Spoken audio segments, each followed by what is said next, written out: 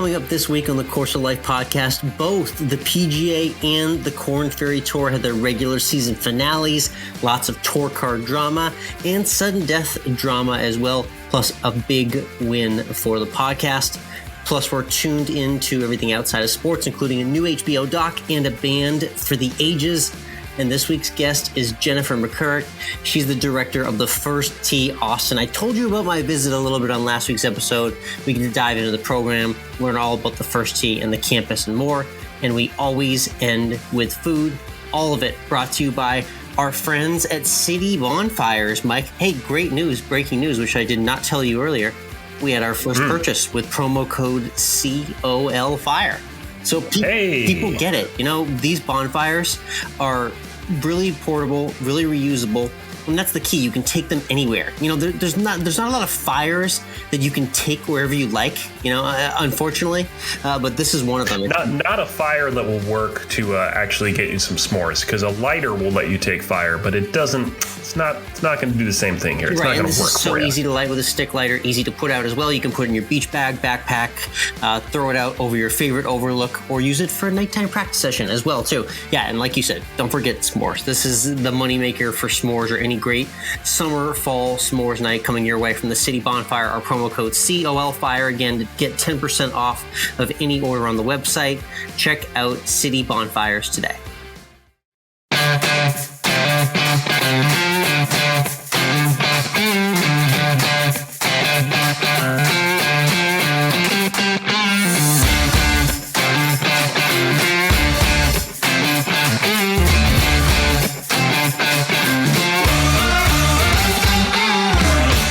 Interwebs, and welcome to Course of Life, part of the Morning Breed Podcast Network. We are proud to be presented by our friends at Desert Fox Golf and Toasty Snacks. I'm Michael, he's Alex.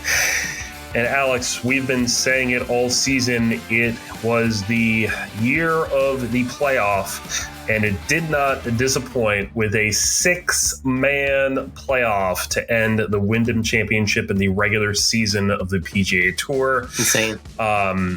It's just, you know, I don't know how else to put it. This whole golf year has just been crazy. Yeah, there's been lots of playoffs. There's been playoffs with weird players who you don't expect to be in a playoff. There's been short ones, long ones that threatened to go to Monday but didn't. This one was just jam-packed. It was almost 7 guys. I texted you as it was frantically happening a little earlier than normal on Sunday. They moved the tee times up to accommodate whether they came in, got things in just fine. But it was throwing darts towards the end for all these guys that were feasting near the top of the leaderboard. And I can't even name all the guys that were in the playoff. Yeah, I can let you know right now. Close. It was jam-packed. Here we go. I got the list for you. It was Siwoo Kim, Roger Sloan, Brendan Grace, Kevin Na, our boy, Adam Scott, and the eventual winner, Kevin Kisner. Yeah, so Kevin Na was walking in putts left and right, which was fun to see. He was taking off so early, Mike. He would have loved a couple of them. He was leaving before he even hit the putt. He was walking toward the hole. Yeah, just a horrible fall through, but it doesn't matter. It's still going in anyway, so you're going to walk it in. And Adam Scott had a 4-footer on the 72nd hole, or the first sudden death hole, to win, which he stoinked. That was a tough blow for him. And one of my picks, Mike, I had Webb Simpson, who ended up finishing a shot off. Russell Henley moved himself out of that playoff in the last hole. But Kevin Kisner, the Bulldog, hanging around, hasn't had a ton of really high finishes this season, but has consistently made cuts and played himself into weekends. At a 33-1 odds this past week, I picked him, and he ended up coming through with an amazing shot on playoff hole number 2, just sticking it super close. And that's how you get it done when you're in a jam-packed playoff. Yeah, typically it's all about shot making when you want to win a playoff, because we know what happens when you just both make shots or you don't make bad shots and you just play for 8-9. You know, you play a whole other round of 18. Ours just don't do it. Don't do it. Yeah. So Kevin Kisner ends up taking a win. This was his 3rd or 4th win, I think, of his career. Correct. I think the last one, honestly, was the match play victory, 2019, in front of me. So it's been a little bit for him, even though he does feast around contention when he gets into good form. A lot of people on the internet are asking for him to be on the Ryder Cup. I agree. I think he's the great type of player that has great match play experience, like I just mentioned. He could be perfect for this team. He's got a lot of good rapport with veteran players, younger players. He's a popular locker room guy. So I definitely am looking to see him on the Team USA Ryder Cup schedule. And I'm glad he hit the form when he did, and I'm glad I called it. So my fourth win officially on the PGA Tour calendar here in 2021, getting a 33-1 winner with Kevin Kisner. Nice job, and drinks for all who had that pick from Wednesday. Yeah, I mean, congrats on getting a winner before I could again this season. So good for you. Who I don't think, though, we may see on a Ryder Cup is Justin Rose. Do you think we're going to see Justin Rose in the Ryder Cup after what he did? Nice little pot shot. This guy had a rough little weekend this past weekend. Bogeys 18 on Sunday to drop out of the top 125. He will not be playing in the FedEx Cup playoffs. That's not what you want to do. Yeah, I'm sure knowing him, his life is fine. So he's just going to vacation, spend time with the family. So I don't think maybe a week later, he's not super brokenhearted, but you have to be upset with the way he finished because it was right there for him to sneak into the playoffs, and anything can happen from there in the FedEx Cup format. So he misses out big time, falling out of the top 125. But the story we have to get to is Chesson Hadley sneaking into that spot number 125 and getting into the playoffs, securing his card, but doing it with an ace on the final round. His first hole in one, Mike. What a great way to have your first hole in one when you need it the most. I mean, if you're going to do it right. So it's a good way to do it. Yeah, spun it back into the cup. He freaked out. I will give him credit. He had a lot more vertical on his jump than Phil's jump in the 2004 Masters. It was actually a decent jump, not bad, not quite Jordan Spieth Travelers holding out the bunker shot level height, but decent height from Chesson Hadley on the jump celebration for the ace. And glad to see him sneak in and have that wonderful moment where he was very emotional after and talked about what this means for him. He loves his job. He wants to keep doing what he does on the PGA Tour, and he's going to have that opportunity for another year. Well, we'll see what his chances are at Liberty National starting on Thursday. We'll get to everything happening when the playoffs start in just a moment. But let's flip the card over to the Korn Ferry Tour side of it, because two past guests in contention here, and we got some good news out of it. Well, yeah, it was the regular season finale on the Korn Ferry Tour as well. So we finally got to crown and give out the tour cards for the 25. And it's crazy, Mike. This is how long the Korn Ferry season is going. Back in early COVID, when we interviewed a couple of Korn Ferry Tour players by the name of Dylan Wu and Taylor Montgomery, the season was still going. This is a 2-year super season that was over 50 tournaments long, but they finally made it to the end of the road. And our boy Dylan Wu found his way into the top 25. He secured it a couple weeks ago, but it was officially handed to him now. Dylan Wu, a 2021-2022 PGA Tour member.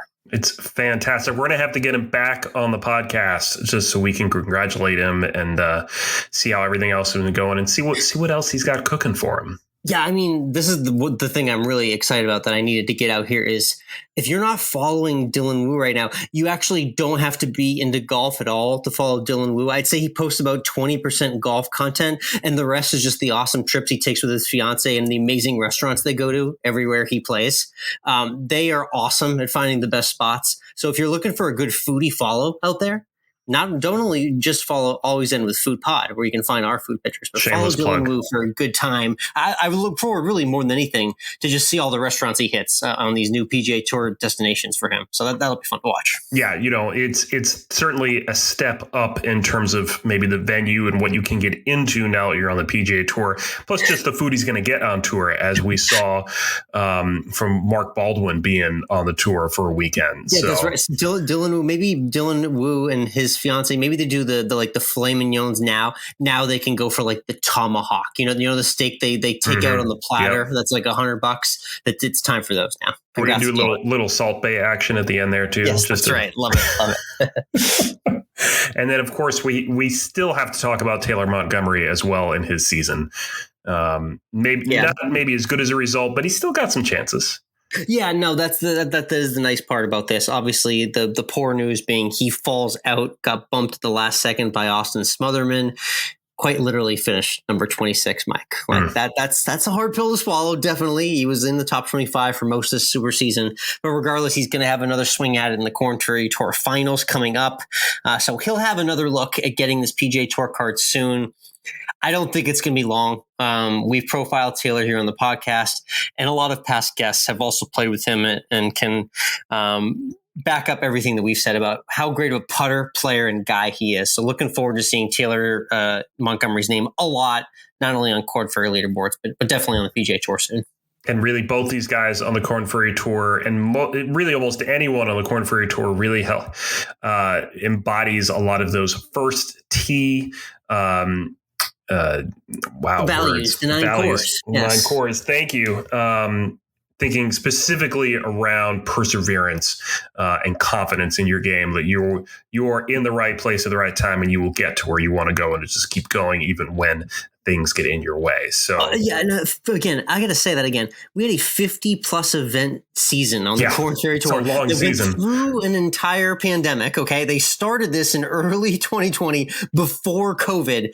That is grinding right there. Mm-hmm. Not knowing the uncertainty of the season and what's going to happen with the way the world is, and being at it for that long and on the road away from your family amidst this entire time. Like, while we were all kind of like being safe and watching our P's and Q's and like limiting what we did and where we went, these guys were out grinding on the road every single week the whole time when they could. So shout out to the Korn Ferry, and especially the 25 and everyone else who's been out there grinding. Let's look ahead to the start of the FedEx Cup Playoffs. It's the Northern Trust at Liberty National in Jersey City. It's time to start the 15th FedEx Cup playoffs here. We're in the 15th year of this already. Yeah. It's been going on for a while. And this will be the last year at Liberty National as well, at least for now. I'm not in love with that. Listen, I don't really think Liberty National is a super standout course, like from a course perspective, but that's just such a beautiful setting. It's just such a perfect setting to start the playoffs there, quite literally with the Statue of Liberty and the New York City skyline overlooking. I'm not the biggest New York guy in the world, but that is a very fitting venue to start the PGA Tour playoffs. So, we're going to see obviously where it moves, but I will miss that aspect because there's some great vistas out there for all the view fans out here. That said, it's the first event and it's FedEx Cup Playoffs. So you have all the best players in the world playing for the next 3 weeks. Jon Rahm, Jordan Spieth, Brooks Koepka, DJ, gold medalist Xander Schauffele. Yes, that's right. So, I mean, a lot of names out there, and I just feel like this is his year. I feel like it's Harris English this year. It has been Harris English's year. 2 wins and close on a third if he didn't kind of blow it a week or two ago. He's been playing very well. And again, this is just about temporary form and being hot for a very temporary period of time here. We've seen a lot of guys come from seemingly nowhere in the FedEx Cup playoff picture to win themselves a lot of money and even win the FedEx Cup. So just because you see guys in the top 3, 5, or 10 right now, don't take too much stock into where they are. There's a lot of fluctuation and movement with the points. You mentioned a lot of the top guys that are going to be in action. They're all going to be there. Brooksy, that storyline continues on as well, maybe into the playoffs. We'll see where that takes things. I have a feeling that we're finally going to get the Brooks-Bryson pairing. I don't know if it's this week. I just have a feeling it's going to happen in the FedEx Cup playoffs. That's my weird random prediction for the next few weeks. I'm looking forward to it, it just needs to happen. The PGA Tour needs to make this happen. I will literally pay money to make this happen. I would too if we were able to. If they just started like a fund to make it happen, I'd throw $1 in as well too. Pick wise, again, going back to the hits, I'm playing the hits. Yeah, it's also Colin Morikawa's year too. Hello, we forgot about that. Like this guy's on top of the world right now. He didn't quite have the performance that he wanted to in Tokyo, but nonetheless, he's rested now. After that, home, week off, time to refocus. He's going to be a threat in the next few weeks. So I'm probably adding him to my card on Twitter this week at Course of Life 1, and you're at MWRINC to see what our full picks are for playoffs week 1. I got to get back on the horse after you notch another victory, so I'm looking forward to loading next week. You got 3 events in my mind to kind of tie me here before maybe. I'm going to beat you. I'm going to beat you. Okay, I like that. Just calling 2 right now. Yeah, okay. I'm going to win 2 of the next 3 and hoist my trophy. We've been sniffing around a lot of wins recently. So again, follow us on Twitter for those picks coming Wednesday evening for the Northern Trust, New York City. Let's switch over to Tuned In, where we share what we're tuning into outside of the world of sports. We both got some films in our repertoire for this week. You got something new over there on HBO. What you watching? Yeah, that's right. I watched something new and trendy. Can you believe that? I'm always so behind on all this stuff that streams, Mike. So I was immediately gravitated because big MTV fan here. Growing up, big Total Request Live fan. Watched that, ate up all the MTV programming in the late 90s, early 2000s. Back when they played music. When they actually played music videos, yes, for hours and hours of the day. So I vividly remember being 12 years old and watching the coverage of the 1999 Woodstock Festival. Yes. They brought that to life. Now, there's been some iterations of it in the past, but this full-length documentary that just came out in the last couple of weeks on HBO takes a really cool look at the entire planning, making of the festival, things that went right and things that went very wrong during the festival weekend. But it's a great nostalgia weekend. I mean, geez, Mike, Korn, DMX, Limp Bizkit, Alanis Morissette, Jewel. The lineup was all over the place. It was quite the weekend to behold in this documentary. Yeah, it's and what was your takeaway here? Was this a successful music festival back then? Because I seem to remember that it wasn't, that it was really kind of panned. Yes. So it was a successful music festival for the legacy that it left. But the actual event itself ended up being very dangerous come Sunday night. There were fires in the crowd, quite literally. You can follow all the crime and drama that went down during the course of the weekend. It looked a little Fire Festival-ish, to bring around a recent term that we all remember from a couple of years ago. Definitely check out the 99 Woodstock documentary. If you love that MTV TRL era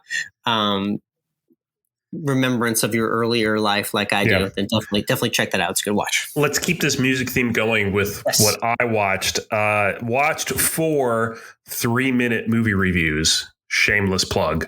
Nice. Watched Tenacious D in the Pick of Destiny.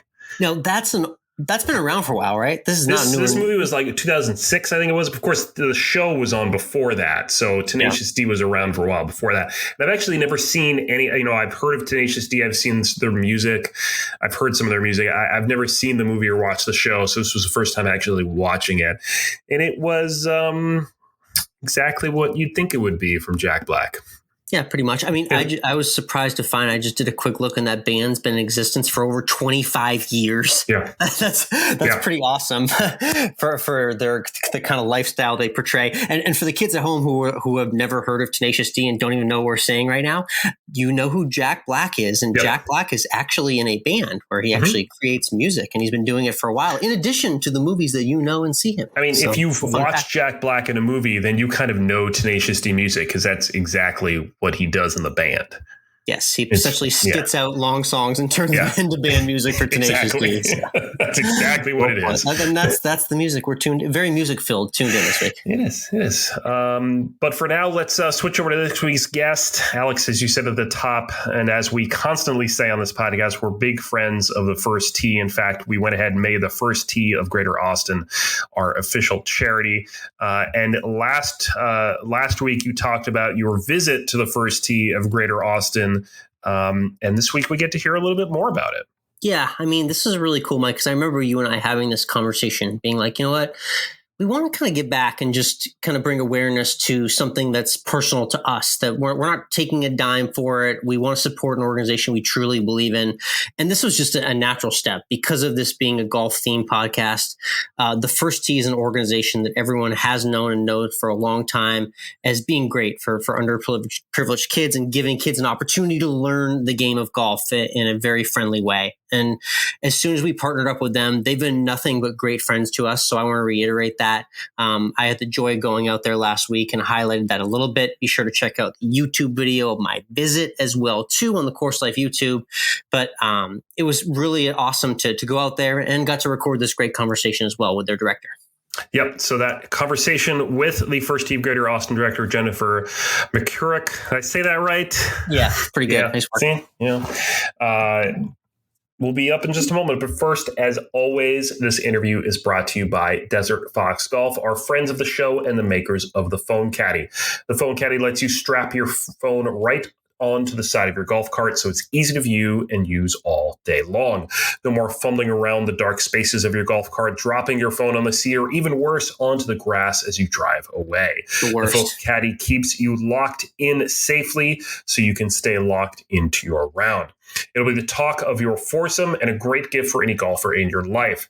And for our listeners, you can save 10% off your purchase of a phone caddy with the promo code Course of Life. It comes in a range of colors, and you can even show your support with their patriotic line. So head on over to desertfoxgolf.com to get your phone caddy. And don't forget to use the promo code Course of Life to save 10%. Again, that's promo code Course of Life at desertfoxgolf.com.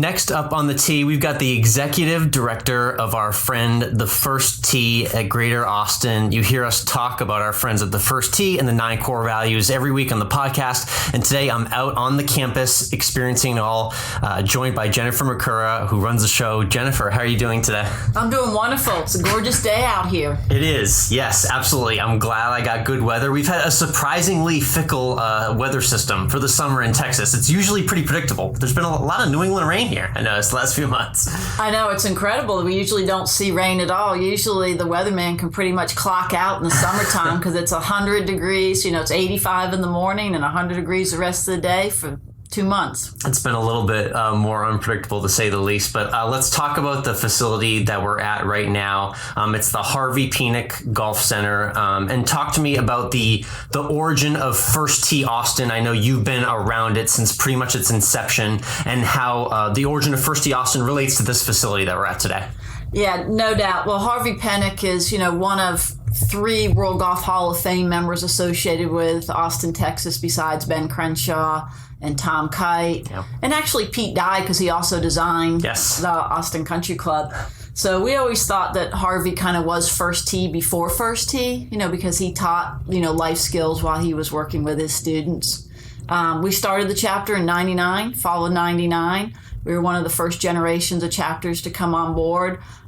We were growing like crazy. We were using City of Austin facilities. Unfortunately, we kind of outgrew the access we were able to get at those facilities. We had a really unique opportunity with the YMCA, who had this land donated to them. And we reached out to them. One of their board members was a golf nut. And he said, hey, this is a perfect marriage. Our missions align so much. Nice. It took about a year of courting each other. The YMCA had been around 100 years. We'd been around like 5. But it worked. PGA Tour Design Services donated the layout. It was a raw piece of land. It was good use of land that wasn't being used. There's an old county landfill on part of it. About 3/4 of it's in floodplain.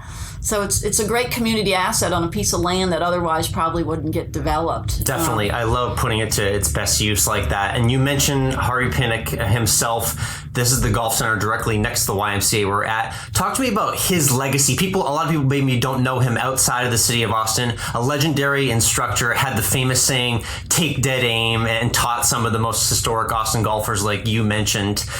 Tell me more about kind of what he means to Austin and how that kind of resonates with the First Tee program as well too. Yeah, it's really unfortunate that his legacy has somewhat faded. With Tom Kite and Ben Crenshaw not quite as active. Right. Harvey, like I said, was First Tee before First Tee. He not only did he teach Tom and Ben, but he taught plenty of other golfers, or normal people like you and I, but also celebrities and other professional golfers. And, he really instilled life skills in everybody kind of playing their own game instead of trying to model somebody else's game and or try to be somebody else off the golf course too. And, it really resonated with what we were trying to do here. And we wanted to kind of honor his legacy in Austin. And, it's great because we hand out the little red book to our students. Oh, cool. And, nice it's an easy read. I find a lot of parents reading it too. I believe it's still the #1 sports book of all time. Oh, cool. Yeah. It was at a time. I'm not sure. It's had the longevity, that's for sure. Yeah. The little red book. Yeah. I'm not sure if it still is, but it's got to be up there. So it still gets passed around a lot. So that's cool.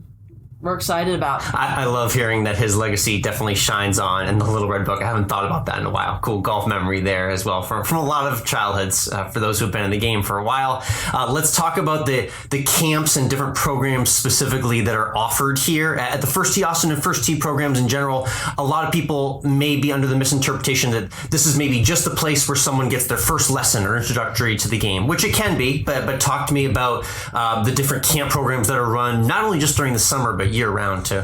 Yeah, we're a local chapter of a national organization. So the one thing that runs consistent with all First Tees is our curriculum. Unless one was developed last night, we're the only sports organization that also has a life skills curriculum that means just as much as the golf. So students, to get to different levels of proficiency, have to pass the life skills and the golf skills test. We're really lucky that we're one of the few chapters that own and operate a golf course. It's open to the public during the day. Mostly during the school year, you don't see as many kids because obviously they're in school. But in the summertime, obviously we're super busy with summer camps. This summer's been exceptionally busy. We're one of the few activities that are kind of COVID friendly, if there is such a thing. We have socially distanced already built into our sport, so you don't get your teeth knocked out. Yes. It's outside. Everybody kind of chases their own ball, so we're not on top of each other. Everybody has their own equipment. I mean, it just kind of aligns perfectly. So we've seen a lot of new families come to golf, which we're super excited about, and we hope that we can retain them. That's awesome. So let's talk about the life skills aspect of the First Tee, because we highlight this every week, and it's specifically the 9 core values. I'll read them off quickly and ask for your favorite. It's honesty, integrity, sportsmanship, respect, confidence, responsibility, perseverance, courtesy, and judgment. Which one stands out or means the most to you maybe right now? The top of the alphabet, confidence, because I really feel like if we can instill confidence in a young person, they can do anything. And that's the most important one, I think. Nice. Love that. One that we end up highlighting a lot when it pertains to golf.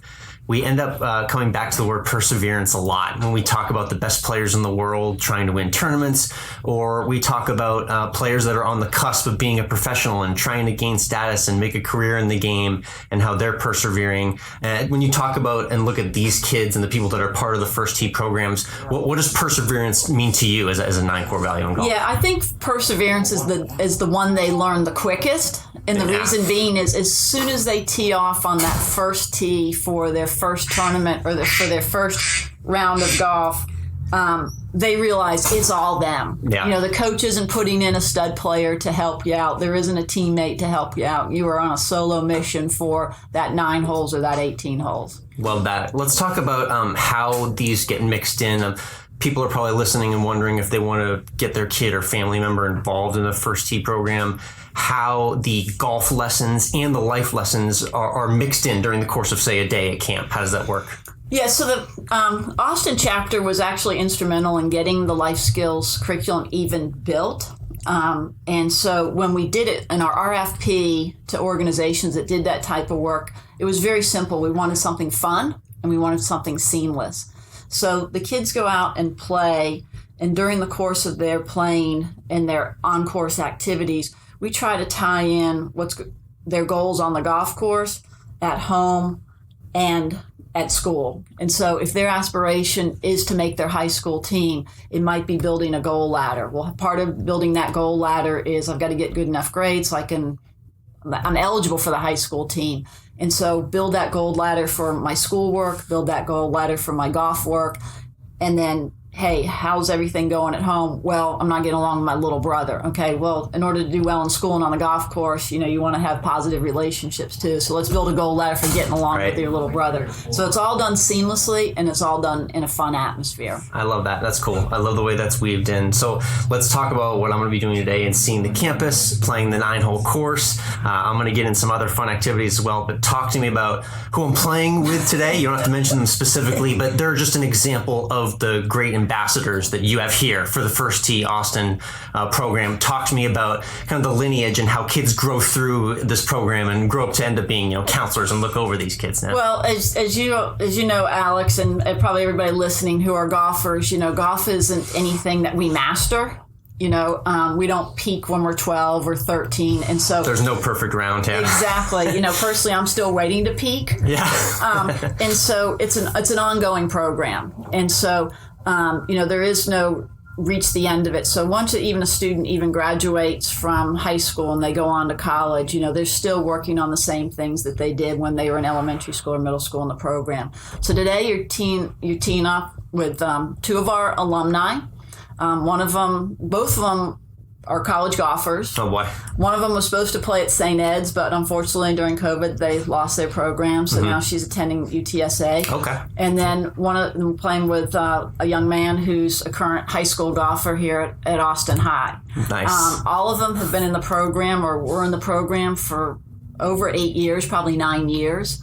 And they are perfect examples of first tee kids. Love that. I may have to wrap this conversation quickly and get a few extra rainfalls in now knowing who I'm playing out there with today, but it's going to be fun nonetheless. We're here with Jennifer MacCurrach, Executive Director of First Tee Austin. You can follow First Tee on all the socials as well, too. Let's talk about how, if people want to get themselves more involved, run through the different ways that people can, look into getting a kid or family member enrolled in a program or just give back to the association as well. Yeah, one thing that's really cool about golf, it's so inclusive. So this is boys and girls. This is all ages. We start as early as 5 to 17.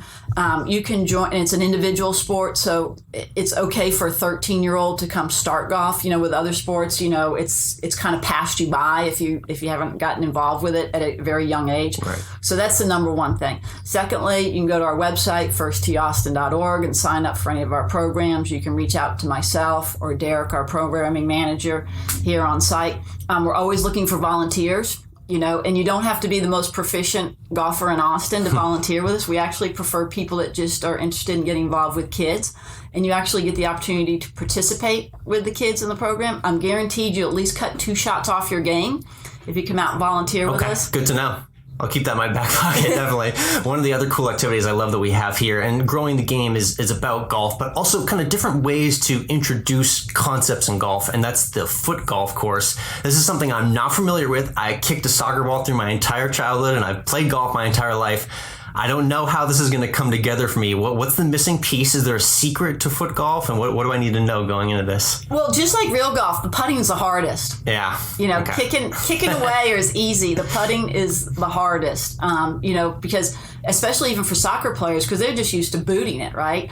And putting, you have to play the topography of the land and you have to get the right speed and stuff. So the putting is the most challenging for even the most skilled players. But we put in a foot golf course because it's a lot like golf. It is very inclusive. We say if you can kick it, you can play. Yeah. It's social. You can walk with each other and play. It's outdoors. It's family fun.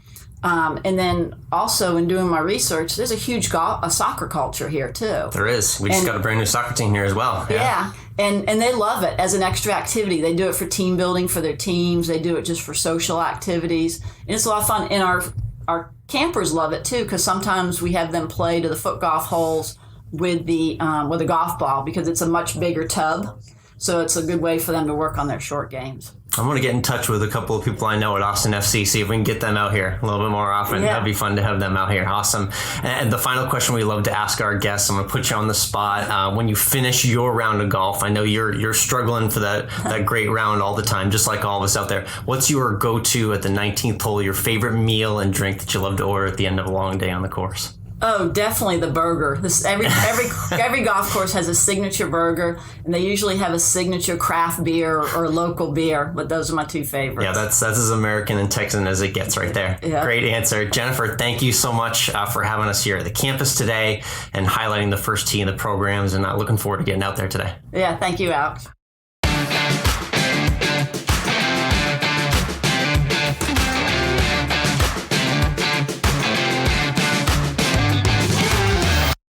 And we're back. Great chat there with Jennifer. I love how she really brought foot golf into the Austin campus, and that really is a great way to make the game a lot more approachable for people that maybe are interested in the game of golf, but just don't want to invest a lot of money in it or aren't sure how they're really going to feel about it. Because as we've said a lot of times, and why we like the First Tee and why we like to give to them is golf is a difficult game to enter. So if you reduce some of those barriers like they're able to do with something like foot golf, it really helps get more people into the game. Yeah, and I'm fascinated with all these different avenues now that we've showcased them a lot on the program. Everything from first tee's foot golf to pop stroke to guys that swing golf clubs with one arm just because they don't want to use two hands. You know what I mean? There's a million ways to make golf your thing and customize it to make it what you love and how you love the game. So I appreciate Jennifer for being insightful and thinking outside the box and turning the campus into what it is, and obviously running the camps there so well. So again, check out the First Tee and First Tee Greater roster at their website. If you want to donate and be a part, you can learn about our partnership there on the First Tee Austin's website as well. And this won't be the last visit, Mike. I'm definitely going back for sure. So more content to come, and follow us on social for more tidbits from the visit. Let's talk a little football. It's preseason.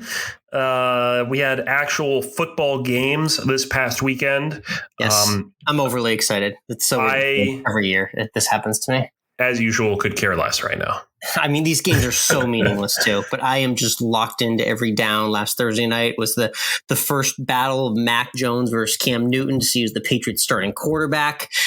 Mixed reviews, but I will say Mac Jones, Gillette Stadium crowd, standing ovation when he came into his first preseason game at the end of the first quarter. So that tells you where their emotions lied in terms of the fan base. He had a pretty good first outing. So we'll stay tuned for the next couple weeks. Early edge to Mac, but I still think it's Cam Newton's job to lose. It was just fun to see some of the other rookies in action. You know, Trevor Lawrence from Clemson, the guy with the surfer dude hair. He debuted for the Jaguars. Got to see Justin Fields from Ohio State play for the Bears. So just getting those first looks at your new, fresh, young rookie quarterbacks.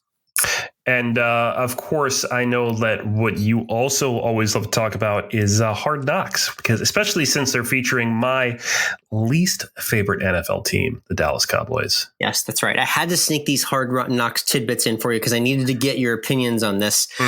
When we talk about Hard Knocks, we actually don't even talk about the football at all. I love that the show profiles everything outside of the game within the relationships of these teams and players and coaches and whatnot. So the first thing we got to get to from the first episode of the Cowboys Hard Knocks is, Mike, I got to ask you, how are your gift wrapping skills? How do you do when it comes to wrapping a present? I'm not the best. I'm probably about average, I would say. Maybe a little above average. Yeah, maybe. I'm average to below average. It's fairly sloppy on my end. I get made fun of by all my parents, even into my mid-30s now, for how poor my wrapping is. But it's still 10 times better than Ezekiel Elliott's wrapping of gifts. Mike, this was an absolute atrocity the way he wrapped this thing. He actually just started cutting out little small pieces of wrapping paper to cover the holes where he couldn't successfully wrap the rest of the present. I think he used a half a roll, honestly. It was an absolute abomination from him wrapping this gift for Dak Prescott. That's unfortunate. That's really too bad. And the other one I had to get to, I got to put you on the spot and quiz you here. Yeah. Jerry Jones, this man is a billionaire. He owns the Cowboys. Jerry World is his. He has everything he could possibly want in life.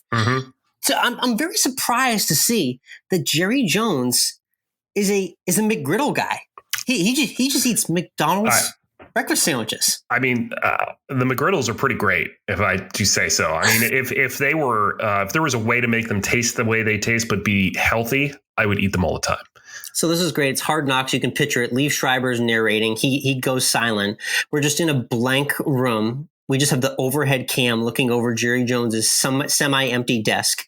Jerry Jones is just taking his time at opening up a McGriddle all by himself in his office. And he put a condiment on there that I was not expecting, Mike. What do you think this might have been? I know you didn't watch, so I'm curious what sort of strange condiment you could see maybe going on a McGriddle if you're billionaire Jerry Jones. Okay, so we're talking about a strange condiment. So it's not ketchup, it's not sriracha or any kind of hot sauce like that. Mustard's a little odd. Mayo would not be. Are we more obscure than one of the main condiments? No, it's super basic. It's actually too far in front of your nose. It's mustard. Then I would say it's mustard.